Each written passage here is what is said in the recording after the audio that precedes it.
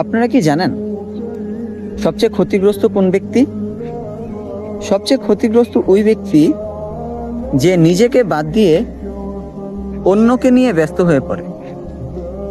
আর সবচেয়ে ক্ষতিগ্রস্ত হচ্ছে ওই ব্যক্তি যে আল্লাহ তাআলা থেকে বিমুখ হয়ে নিজেকে নিয়ে ব্যস্ত হয়ে পড়ে। আমরা যারা নিজেকে নিয়ে ব্যস্ত হয়ে পড়ি আমাদের দুনিয়া গুছানোর ক্ষেত্রে, আমাদের দুনিয়াবি পেরেশানির জন্য, তারপর আরও নানা ধরনের সমস্যার জন্য আমরা আল্লাহ তাআলা থেকে বিমুখ হয়ে যাই। কিন্তু আমাদেরকে আল্লাহ তাআলাই রিজিক দেন, আমাদেরকে আল্লাহ তাআলাই সমস্যা দেন, আমরা এটা কখনো চিন্তা করি না। আমরা যদি এটাই চিন্তা করতাম তাহলে আমরা আল্লাহ তাআলা থেকে বিমুখ হয়ে কখনোই নিজেকে নিয়ে ব্যস্ত হয়ে যেতাম না, নিজের দুঃখ কষ্ট নিয়ে এত অস্থির হয়ে পড়তাম না।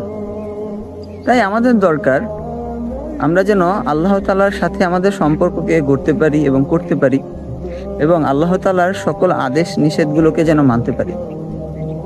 তাহলে আমরা হয়তোবা আল্লাহ তাআলার রহমতের এবং আল্লাহ তাআলার দয়ার অন্তর্ভুক্ত হব। আল্লাহ তাআলা আমাদেরকে আল্লাহ তাআলার উপরে সর্ব অবস্থায় বিশ্বাস রাখার তৌফিক দান করুন। আমিন।